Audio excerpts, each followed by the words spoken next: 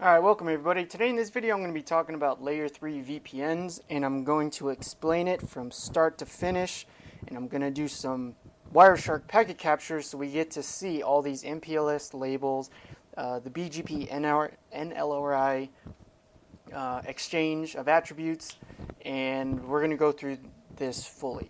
Okay, so I'm your host CCNP Seth. Let's get into it. Now, Layer 3 VPNs, what are they and why do we need them? So, I have an example. Companies have branch sites. All right, think of a bank. You have your headquarters bank and then you have all your little branch sites. They are geographically separated, and of course, headquarters needs to manage them. So, how do you do that, especially if they are countries away or states away and there's multiple ISPs in between the headquarters and these branch routers? Well, there's two types of VPNs that you can do, two models. There's the overlay model, and then you have the peer model. Now, the overlay model, it is customer edge based, which means it is up to the company, the headquarters, to conduct this VPN, to manage this VPN and host it. And the way that they do this is they'll use either a GRE tunnel or an IPsec tunnel and things like that. Another solution is the peer model, and this is where the CE router, the customer edge router, actually peers directly with the ISP provider edge router. Okay?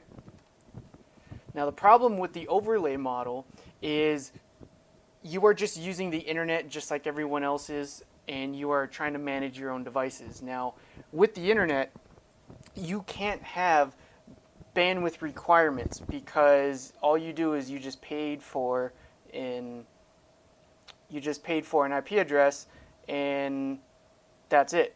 So the ISP, right? Think of this as the cloud with multiple ISPs.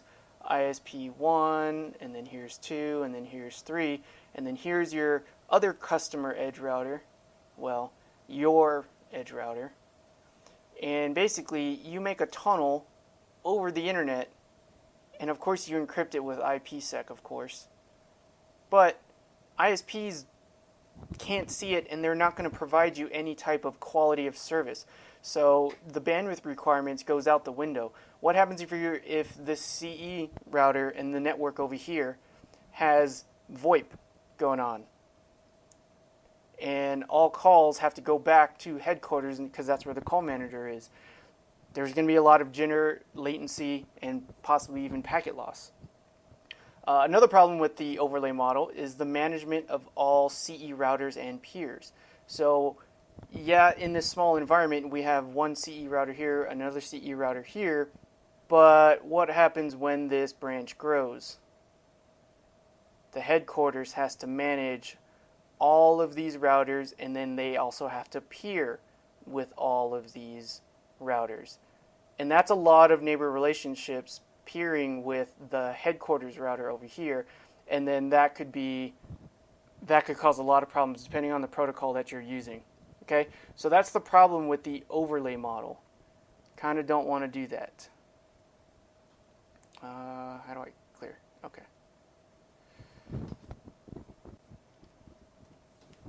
Now, the peer model and its solutions, it reduces the amount of CE routers and the peers, so the neighbor relationships with that headquarters router. You could also, the management of the route redistribution is handled by the provider, handled by the ISP. Once we get actually into the configurations of the Layer 3 VPN, from the customer standpoint, all you have to do is peer with the ISP, and the ISP does all the magic in the background. Multiple routing protocols can be used. So what does that mean? That means you have your CE router here, you peer with your PE router, which is the ISP, and then whatever. Here's another PE router, and then here's your CE router over here. This link right here, you could run BGP with them. And then this CE router over here, let's say they're both Cisco and you guys want to run EIGRP. If we were using the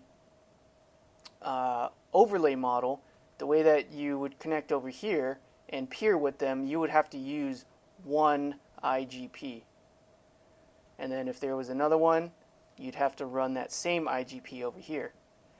So the good thing about this peer model is every CE could run a different routing protocol if need. So that's a plus when it comes to the peer model.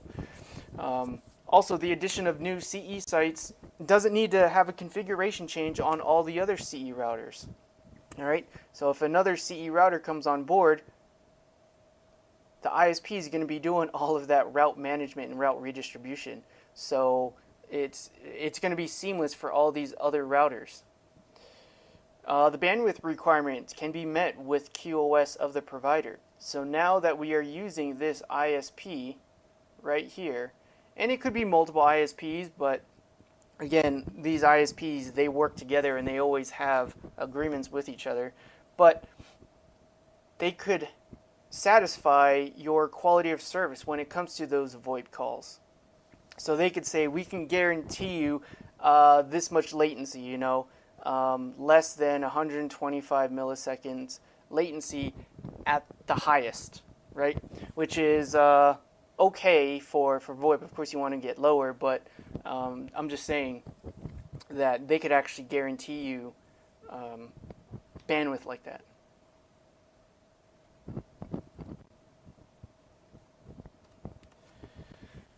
Now, the peer model is mostly chosen, and the provider establishes the layer 3 VPN for you, and the ISP is actually going to be using MPLS along with BGP. Okay. Now, why do we need to use MPLS and BGP? Well, here we go. MPLS can give the provider traffic engineering and route traffic based on labels rather than the layer 3 headers and prefixes. So it kind of really doesn't matter what the customer is trying to route, whether it be IPv4 or IPv6. It doesn't look at that as it travels through the service provider network. Okay, and when it comes to traffic engineering, that's where the ISP can, again, guarantee you bandwidth and can take the shortest path or can take the longer route, but shortest latency or whatever they want to do when it comes to traffic engineering. Okay, and the way that this works is it uses VPN v4 labels, which is provided by multi-protocol BGP. All right, so BGP, MPLS, multi-protocol BGP, they all work together in this layer 3 VPN, along with VRFs, but I'll get into VRFs in a little bit. Now, when it comes to BGP, BGP is used because it can separate all the customers that this ISP has. It could separate their IP prefixes, okay? And when it comes to overlapping IP address space, customers are allowed to use private addresses through RFC 1918, okay? So the way that, let me give you a quick explanation about this one. So let's say you have CE here and then another CE router here, different customers. They each peer with this provider edge. He's using the 10.0.0.0/8 IP space, and so is customer CE1. He's also using the 10.0.0/8 network, and then they want to transfer routes to the PE router so that they could get it on the other end to, whoops, this is the PE. Here's the CE and CE1.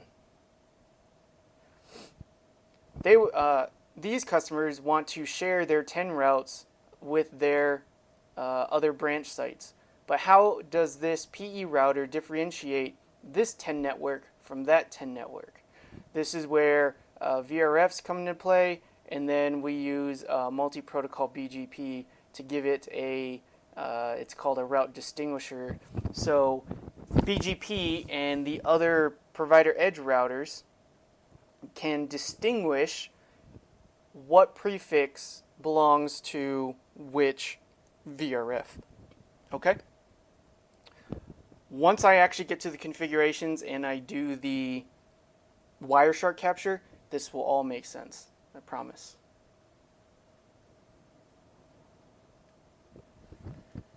Now, how does this MPLS and how does this BGP work? All right. Now, this is where I'm going to get I'm going to go pretty low level, pretty deep, and then I'm going to follow it up with actually configurations and then solidifying the theory with the Wireshark captures. So, multi-protocol BGP, MP-BGP, works along with MPLS and makes this whole layer 3 VPN happen. Okay. Now, multi-protocol BGP uses this VPN v4 address family, which actually creates a label for each eligible prefix in each eligible VRF. Okay?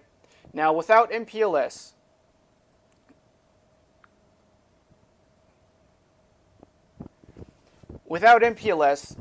the core network would not understand this new VPN v4 label, this MPLS label that BGP puts on these packets.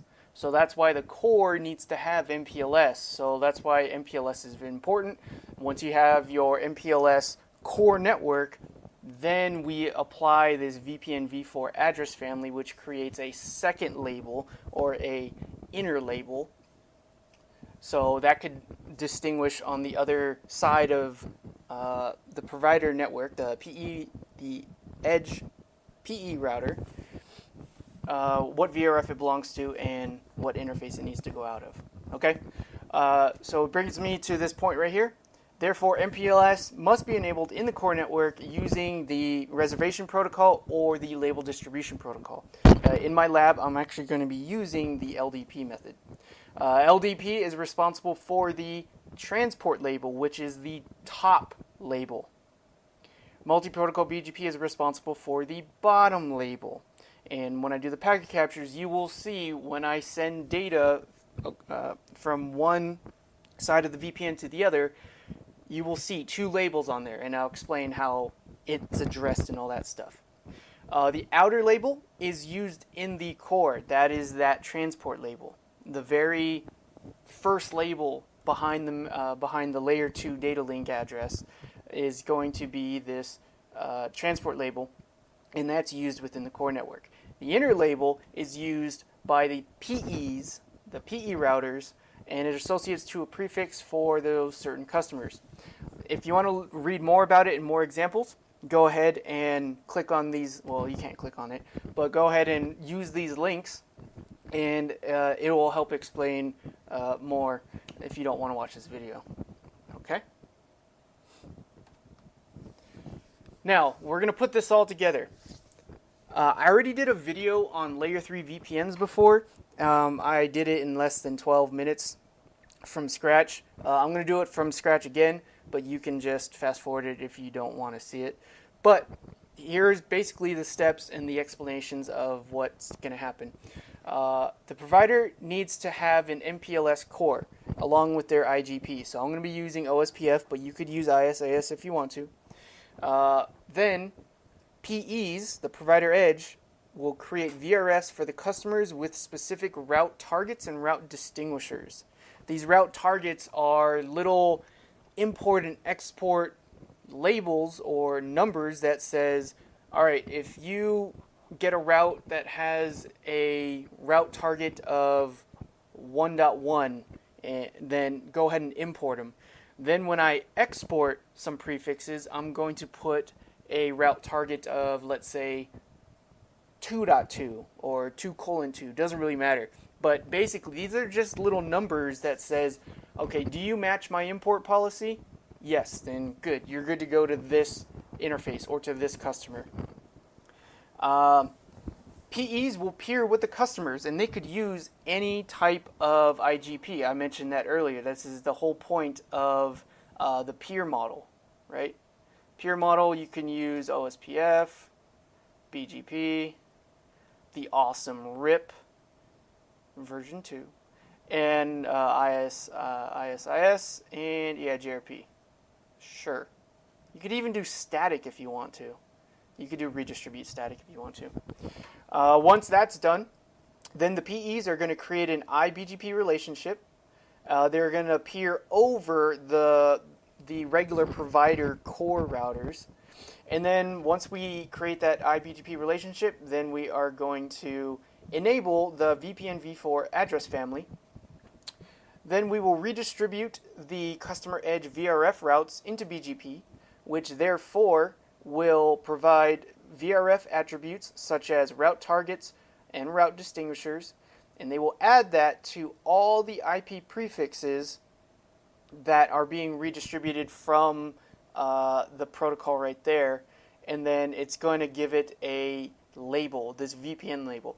It is called a VPN label, but when we do the Wireshark capture, it's actually going to be the MPLS bottom stack label. Okay, that's what it's going to be, and I'll show you that bit. It'll be turned on, and it's called the bottom of stack bit. Now, once that's all done, this is actually the control plane right here, and that's it. But when the data flows, we will see from one side of this VPN to the other, PE will see incoming traffic on a VRF and takes the IP forwarding action. The PE sees that the prefix belongs to an outgoing provider edge. Well, belongs to an outgoing provider edge, meaning here's PE, and then here's a P, and then here's another PE. When he gets an incoming packet and realizes that it needs to go over to this provider edge, based on VRFs and what it learned via IBGP, it's going to say, oh, okay, you need to go there. So then this is where the control plane says, okay, as you leave, I'm going to give you a bottom of stack label, because that's the VPN label. Then, as it leaves the interface, I'm going to add a outer label. This is the transport label, so the P router will know how to go to the end destination. And it's not so much the end destination, it's more actually the end of the VPN. P router, before outgoing PE, he will pop off the outer label, which is this label right here, and the PE router will only see the VPN label. All right, so let me clear this off. I'll draw this again. PE, P, PE. Okay, so when the PE sends the packet to the P router, there's going to be two labels. Okay, this is the transport, this is the VPN label. When the P router gets this and says, oh, you sent me label X. Well, X belongs to PE right here. So what I'm going to do, since I am the one who is right before the owner of this transport label, I'm going to pop that off. I'm going to erase it. And then I'm going to ship the packet off. I'm going to put the layer 2 MAC address on there, and I'm going to send it to that interface. When the PE router gets it, the only label the only label that PE is going to get is this VPN label right here. And then he's going to associate that VPN label with a VRF, which will belong to a customer. Okay? So that kind of explains this right here. Now the last one says, PE router takes the label, sees that it is associated to VRF, and the prefix is associated to an outgoing interface, pops off that label, and then forwards the packet with no label. And that's exactly what happens. Once the PE router gets this VPN v4 label, it's like, oh, that's the end of the route. I'm going to pop that off. So now the CE will get a normal layer 2 header, the original layer 3 header, and then whatever it is, layer 4, and then the data. Sure. But that's actually how this whole VPN v4 layer 3 VPN works. Okay? That in a nutshell. Okay. Now, let's do this. Let's configure this. Discard. Bam. All right, we've got GNS3 up, and now this is a blank canvas, and I'm going to configure this start from scratch, and then we're going to go through the Wireshark captures. All right, let's do this. So the first thing I'm going to do is I'm going to configure the CE routers. So these right here, I've been saying CE and PE, customer edge. That's a CE router. This is a CE router. This is a PE. This is a P. And then this is a PE. Okay? All right. The reason why this is called a PE is because it's a provider router, but it's on the edge of it. Router 2 is a P because it is just a provider router. Same thing with this. This is a customer edge router, and then that's another customer edge router. Beyond this would be just customer routers. Those would just be C routers. We don't care about them. That's the internal network. All right, first thing I'm going to do is I'm going to configure IP addresses and Ospf. What interface is that?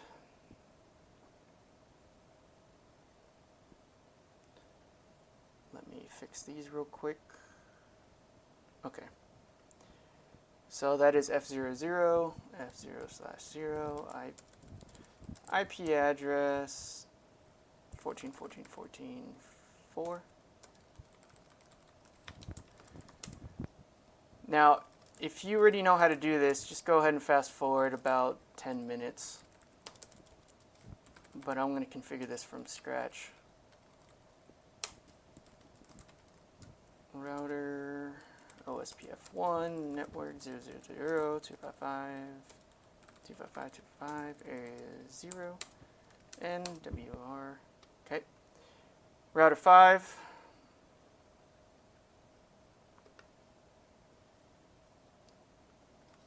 Config T, interface F0/0, IP address 35.35.35.5.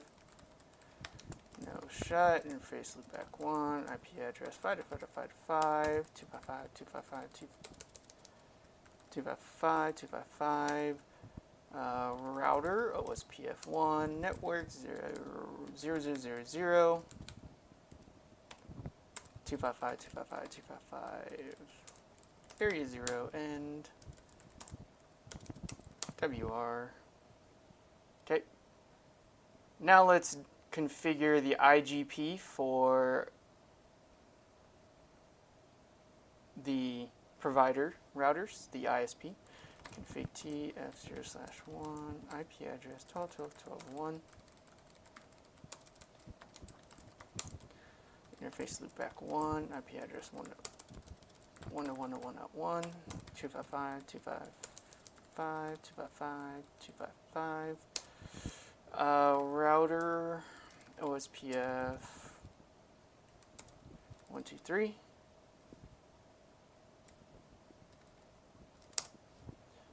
Net 0.0.0, 255.255.255. Area 0. This is where I'm going to configure MPLS LDP. So the command is MPLS LDP autoconfig. And that is it for the core thing right now. I'll do the same thing on router 2. Config T, interface F0/1, IP address.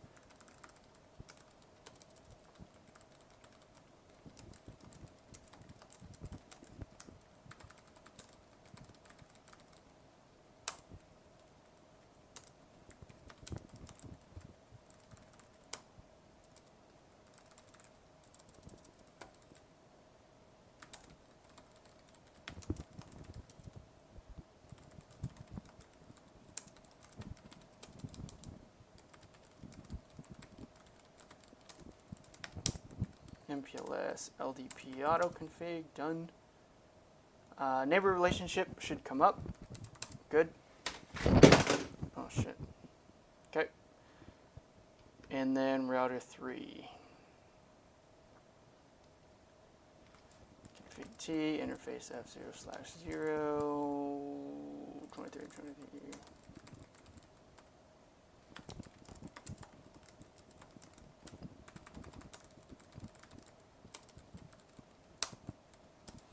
router Ospf 123 network 0000 255 255 255 255 area 0 MPLS LDP autoconfig and WR.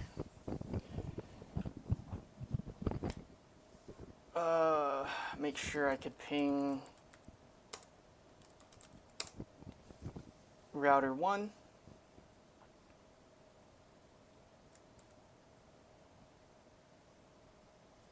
And I can from loopback to loopback. Good. Can router 3 ping router 4? Ping 4.4.4.4 source loopback 1. No, because it doesn't. What is that? Because it doesn't have a route. Because there's no connection. Because I haven't done that yet. Okay. All right. So the basic MPLS and Ospf is running. Show MPLS forwarding table, and I only have a few tags, right? Because there's not that many routes within my little provider network. Now what I'm going to do is I'm going to create the VRFs for our customers. So config t IP VRF and then give it a name. This is R5. Now I'm going to give it a route distinguisher. Route distinguisher can be anything, an IP address along with numbers, doesn't really matter. Whatever is unique. So this is router 5, so I'm just going to say 5 to 5. Route target. Now this is going to apply to the customers. What number am I going to export? What number do I want to import that belongs to this VRF? And I'm going to make it simple. It's going to be 45, 45. Done. Exit. Now that I created a VRF, now I have to associate this VRF to an interface. Interface F0/0 IP VRF forwarding R5. Give it an IP address of 35.35.35.3. No shut. And now let's create that OSPF relationship between router 3 and router 5. And because it's in a different VRF, it will not mess with my core routers right over here. So what I do is I say router OSPF, I'll say 35, associate it to VRF R5. And then I could say, you know what, anything that is in this VRF, you are going to participate in this special VRF OSPF area. Done. And if I do a show IP route VRF R5, I should see the loopback of router 5, which I do. Good job. Yep. Now let's do that on router 1. Let's do the same thing.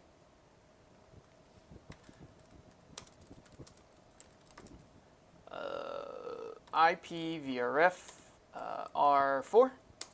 Route distinguisher, let's make this unique, and I will say 4, 4. Now route target, what do I want to import? What do I want to export? Well, this is the customer that is with router 5 over here, so I need to have that exact number that I used. So it's going to, router 3 is going to export these routes with a route target of 45:45. Now, what does router 1 want to import? 45:45. Okay, that's it. If I do a show run real quick, even though I did one command, route target 45:45, this actually applies to both import and export. You can specify them differently if you want to. Like, let's say you want to export a different number, but you want to import this number. You can do that. You just have to use this command. Okay. Now let's associate this to the interface. Interface F0/0 IP VRF forwarding R4. IP address 14.14.14.1. No shut. Router OSPF 14 VRF R4. Net 0000 255, 255, 255, 255, area 0. And I should get a neighbor relationship. Good. And can router 1 see the loopback of R5? Show IP route. No, it doesn't, because, again, this is the demarcation line. That's why I put this line here between these two PE routers. It is separate, and this inside has nothing, does not know of anything beyond these CE routers, or nothing beyond this PE router, except for these PE routers who know of this right here. Now, okay, now that I've created the relationships from PE to CE, now I need to join the PEs together along, and I'm going to use BGP now. So config T, IP router BGP, let's just say 13. Neighbor 3.3.3.3 with the remote autonomous system of 13. Neighbor 3.3.3.3 update source of loopback 1. And I'll do that for the other side. Config T, router BGP 13, neighbor 101.1.1.1, remote AS 13, neighbor update source loopback 1. BGP should come up. Good. Now, before I get into the redistribution of VRF information and the VPN v4 address family, I'm going to do a Wireshark capture between router 1 and router 2, and I want to see this exchange of labels here, and I'm going to explain it a lot, and I'm also going to be doing pings and things like that. So I want to filter on BGP. So we got some keep lives going on, but nothing is actually happening. No, there's no exchange of routes yet. So what I'm going to say is address family VPN v4 unicast, and we're going to say neighbor 3.3.3.3. We're going to activate it, and then we're also going to send extended community strings. Okay, we're going to do that on the other side as well. Router 3. Address family VPN v4 unicast neighbor 101.1.1.1 activate, and we are going to send community strings extended.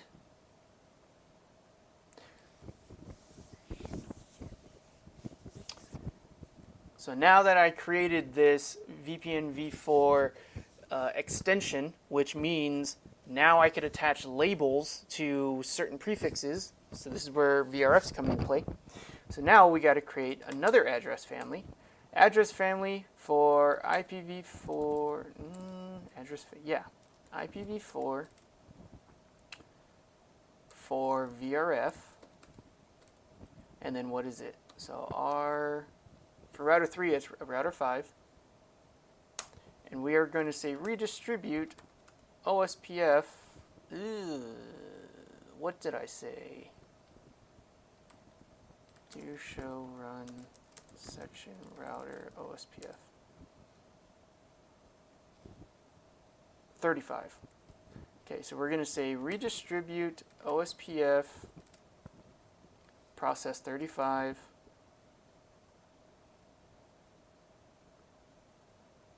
Yeah, that should be okay. Yeah, that's all we got to do. And then do the same thing here. Address family IPv4 for VRF R4 redistribute Ospf process ID of 14. Do show run section Ospf. Yeah, it was 14. Okay, good. So now there should actually be some routes being exchanged. Now, if I go to Wireshark and we look at these update messages, we shall see some routes along with some labels being exchanged. So let's open this one up. This is from router 1 to router 3. And he says, I know about a certain route with a network layer reachability information. So this is the loopback of router 4. So this is actually the customer route. Look at the route distinguisher. Remember I put 4:4, and it also gave it a label of 19, and it also says bottom. Okay, so this is where the bottom, the VPN v4 label is exchanged to its route to its VPN v4 neighbor, which is router 3.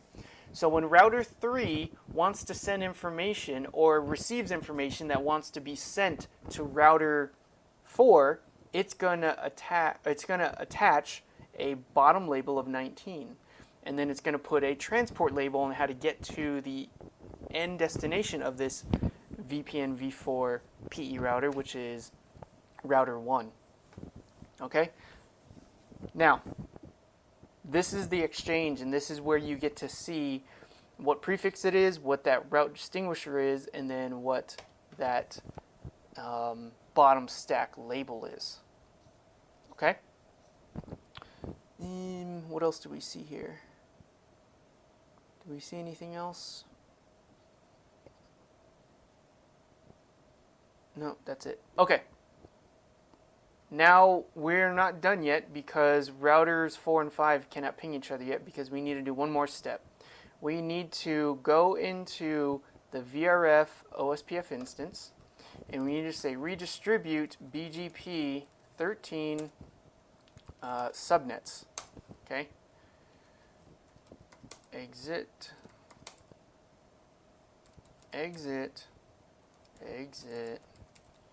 router Ospf VRF R5 redistribute BGP 13 subnets end. Okay. Now we should be able to ping from router 4 to router 5.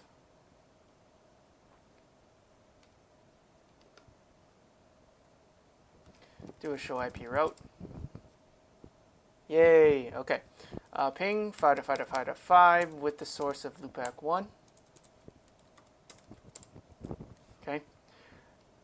So the way that it traveled, and then we should follow the path here, is router 4 sent this packet.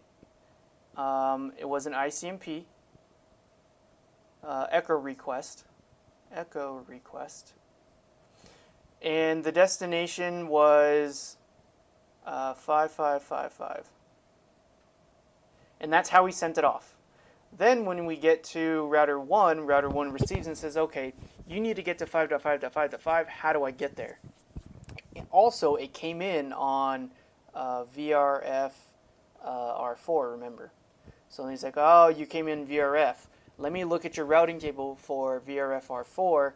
You want to get to 5.5.5.5. I know about it via BGP, and you need to take the VPN v4 label to this PE router, and then it's going to attach the label that router 3 assigned to 5.5.5.5, whatever that is, and then it's also going to tack on that transport label, and this will be the VPN v4 label.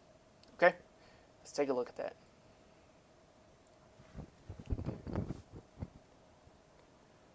Wireshark. Let's look at ICMP.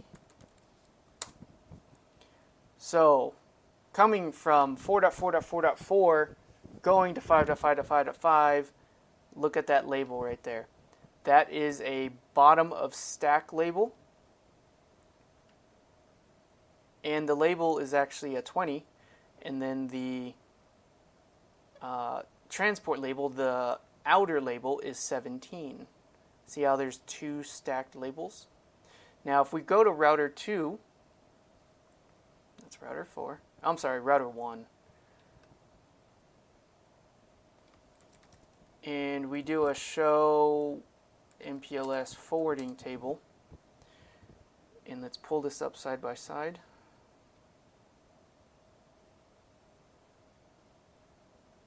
Wireshark and this. So his outgoing label is 17. What does he have an outgoing label for? Router 1, he attached 17, and it's destined to 3.3.3.3. Who is that? That's router 3. That is the end of that VPN v4 tunnel. Okay. Now, why did he attach a bottom label of 20? Well, it's because show IP-BGP VPN v4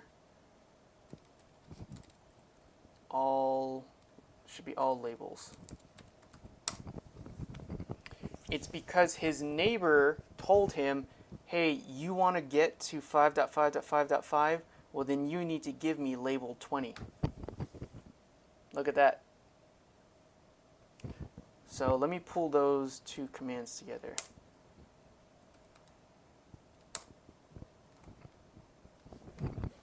And then let's circle this. So packet comes in, goes to router 1. I need to get to 5.5.5.5. Okay, well, you have to take the VPN v4 tunnel, but to tell the other side, I need to label you 20. Okay, because that's the destination. So that's where that 20 comes into play. Then I need to pass it on to another router, and what is his information of 3.3.3.3, which is my BGP neighbor, 17. That is my outgoing label. So that's where that label comes into play. Now, when that happens, router 2, who has no knowledge of any of these CE routers, router 2 actually has a label for router 3 of 17. Let me do this real quick. Show MPLS forwarding table. To get to 3.3.3.3, his local tag is 17, and he's going to pop that off for the outgoing because router 3 owns it. And then if I were to actually Wireshark this, so let me stop this real quick. We'll see that there is no label right here. Let me cancel this. Start capture. All I want is ICMP traffic.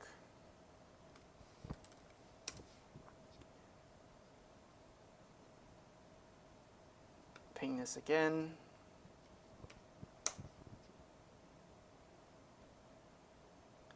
Look at that.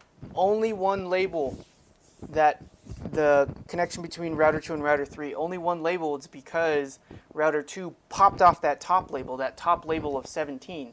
Now what's left is label 20. Well, guess what happens when I Wireshark capture between router 3 and router 5? There's going to be another pop of the label.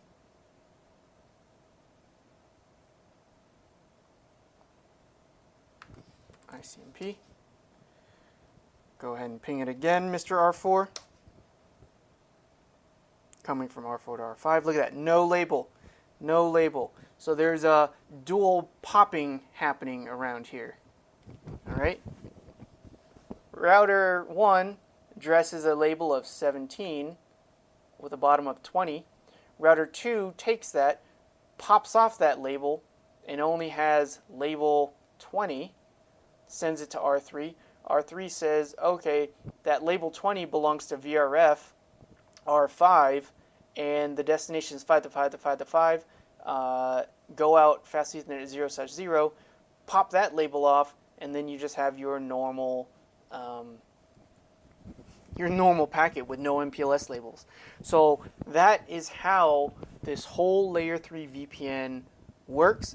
I try to explain it the best I can, and it's all about the top label and the bottom label and the exchange of routes through VRFs, multi-protocol BGP, and the network layer reachability information, NLRI.